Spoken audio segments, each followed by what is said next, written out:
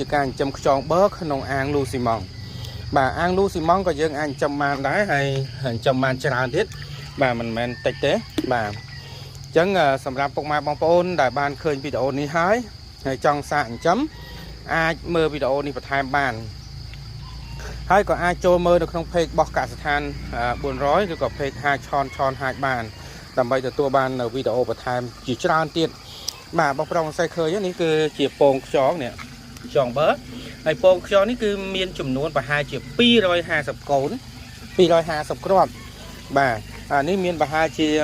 បាទ170អីហ្នឹងអានោះមានប្រហែលជា120បាទអញ្ចឹងក្នុង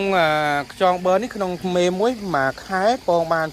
6ពី4ទៅ7ដងអញ្ចឹងសឹងតែ5ថ្ងៃពងម្ដង5ថ្ងៃពងម្ដងបាទអញ្ចឹងវាពងបានច្រើនមែនតើបាទអញ្ចឹងបងប្រុសបងស្រីឃើញពណ៌ផ្កាឈូកនោះគឺសុទ្ធតែ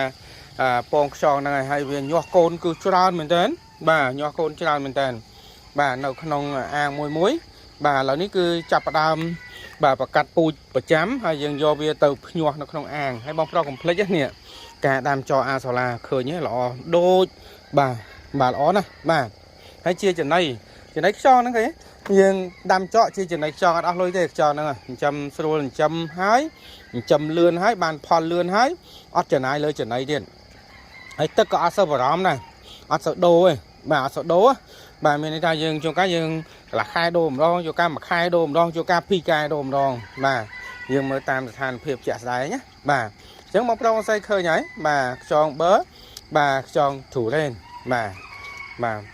ពេញអាងតែម្ដងណាបាទនេះវាចាប់ដើមស៊ីអស់ចំណីដោយសារវាច្រើនបាទស៊ីលឿនបាទអញ្ចឹងយើងឃើញណា